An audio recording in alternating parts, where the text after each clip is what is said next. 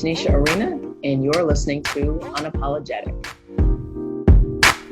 So a few days ago, we lost elder statesman John Lewis in his fight against cancer. And it was one of those things where you know that you've lost an icon. And how do we continue the fight? How do we honor his legacy? How do we get into good trouble? On the morning of his passing, I'd had a conversation with my aunt. And one of the things that is always really cool for me is that generational difference and in what comes of that. And she sent me a quote that I feel is really appropriate for the time that we're in right now. To those who have said, be patient and wait, we have long said that we cannot be patient. We do not want our freedom gradually, but we want to be free now. We are tired. We are tired of being beaten by policemen. We are tired of seeing our people locked up in jail over and over again. And then you holler, be patient.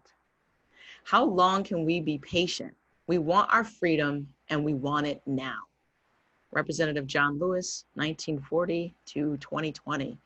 And to echo his sentiments, we do want our freedom now. Why should we have to wait for this gradual, emergence of our right to life, liberty, and the pursuit of happiness? Our foundational documents. We have these unalienable rights.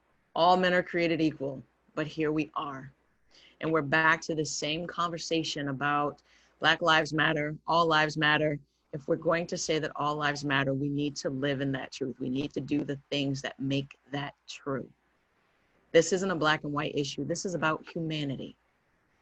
All the things that Congressman Lewis stood for, his young self walking across that bridge, and how that took a heck of a lot of courage to know that going across that bridge, there was the beating, there were the dogs, there were the fire hoses, there was everything in the way of freedom. But he took that walk anyway. And I'm asking all of us to get together, to take that walk, to have that courage to cross the bridge that says, I'm going to do my census and I'm going to get counted. That says, I'm going to register to vote. I'm going to take my friends, my aunties, my cousins, everybody. And on the days where it matters that we show up, we're going to show up. We're going to know who our elected officials are in our local politics. And we're going to hold them accountable. And on a national election, we're going to show up in ways that we've never shown up before. If you've never voted, if you never thought that your vote mattered, we are standing on the shoulders of giants like Congressman Lewis, who said, go out there and get into good trouble. Being civically engaged is good trouble. And it's the kind of trouble that I want to get into. And I think I'd love to have you get into good trouble with me.